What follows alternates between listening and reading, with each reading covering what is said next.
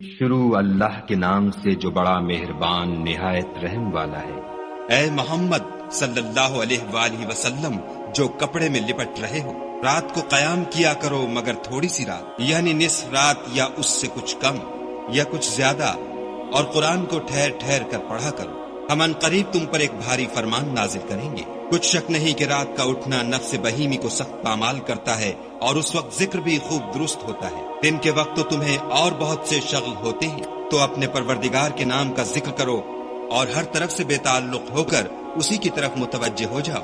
وہی مشرق اور مغرب کا مالک ہے، اور اس کے سوا کوئی معبود نہیں، تو اسی کو اپنا کارساز بناؤ۔ اور جو جو دل آزار باتیں یہ لوگ کہتے ہیں ان کو سہتے رہو، اور اچھے طریق سے ان سے کنارہ کش رہو، اور مجھے ان جھٹلانے والوں سے جو دولت مند ہیں سمجھ لینے دو، اور ان کو تھوڑی سی مہلت دے دو۔ کچھ شک نہیں کہ ہمارے پاس بیڑیاں ہیں اور بھڑکتی آگ ہے، اور گلوگیر کھانا ہے اور درد دینے والا عذاب ہے۔ جس دن زمین اور پہاڑ کانپنے لگیں اور پہاڑ ایسے بھربھرے گویا ریت کے ٹیلے ہو جائیں۔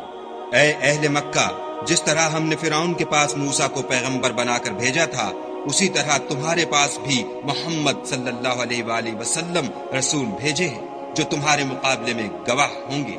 سو فرعون نے ہمارے پیغمبر کا کہا نہ مانا، تو ہم نے اس کو بڑے وبال میں پکڑ لیا۔ اگر تم بھی ان پیغمبر کو نہ مانو گے تو اس دن سے کیوں کر بچو گے جو بچوں کو بوڑھا کر دے گا، اور جس سے آسمان پھٹ جائے گا یہ اس کا وعدہ پورا ہو کر رہے گا۔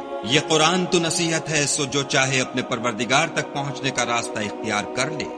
تمہارا پروردگار خوب جانتا ہے کہ تم اور تمہارے ساتھ کے لوگ کبھی 2/3 رات کے قریب اور کبھی آدھی رات اور کبھی تہائی رات قیام کیا کرتے ہو، اور خدا تو رات اور دن کا اندازہ رکھتا ہے۔